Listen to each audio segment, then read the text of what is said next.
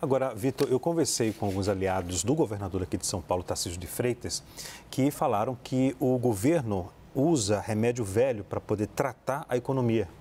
Leandro, na verdade é aquilo que eu criticava muito, anteriormente. Agora, o governo começou a falar em revisão de gastos também. Antes só falava em aumentar a arrecadação. Essa vai ser, evidentemente, uma tecla que vai ser muito batida e não dá para entender muito essas críticas de Lula nesse momento. Evidentemente, ele tem um interesse expresso nas taxas de juros mais baixas, inclusive nomeou ali Roberto Campos Neto como o principal vilão para que os números da economia não estejam em patamares que o governo projetava ou desejava. Essa foi uma narrativa, inclusive, que Lula adotou desde o começo do governo, também membros do PT, falando que como a Selic está alta, de fato impacta o crescimento econômico, mas a Selic está alta, vale lembrar, por causa de uma pressão inflacionária. Bom, eu digo que eu não consigo entender porque o mercado precifica a manutenção da taxa de juros amanhã em 10,5%. Isso, na verdade, está dado, a perspectiva é essa. Agora, o mandato de Roberto Campos Neto à frente do Banco Central acaba em dezembro, quando o governo, então, vai ter a prerrogativa de indicar o sucessor. Então, essas falas de Lula hoje, elas só causam impactos negativos para a economia. Hoje, por exemplo, o dólar, ele respondeu a essas críticas de Lula a Roberto Campos Neto, Chegou a bater, inclusive, durante o pregão 5,44.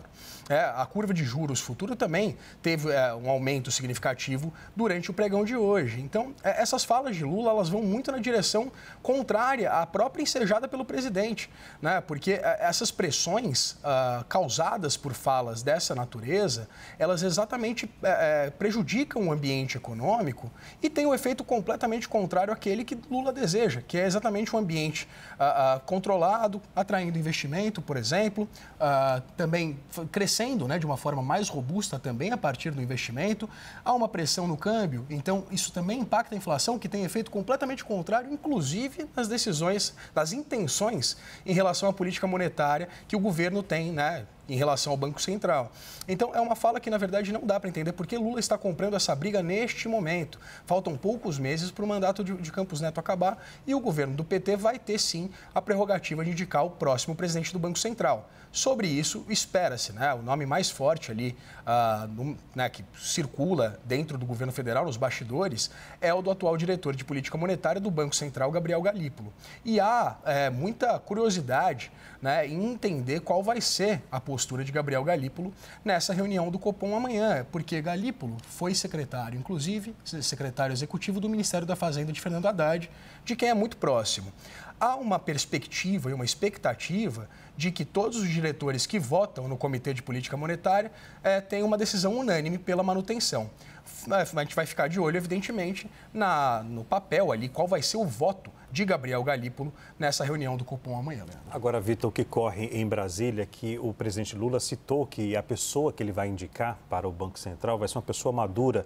Aí houve até então uma especulação, porque o Galípolo tem 42 anos, se não me falha a memória, E uma forma que, segundo fontes lá em Brasília, falaram que a declaração, a fala, foi mais para fazer uma certa pressão na votação de amanhã. Faz sentido, mas também não indica, na verdade, que vá ser algum outro nome, por exemplo, já vinculado a outras gestões petistas, até porque alguém experiente, Galípolo, por exemplo, foi presidente do Banco Fator, tem uma experiência, inclusive, como banqueiro, uma vasta experiência no mercado financeiro e agora também no setor público. Pode ser uma indicação, sim, de uma pressão para que o Copom haja mais alinhado com aquilo que o governo quer. Agora, não há essa expectativa, Leandro. A expectativa, de fato, é que o Banco Central mantenha a taxa de juros inalterada na reunião de amanhã.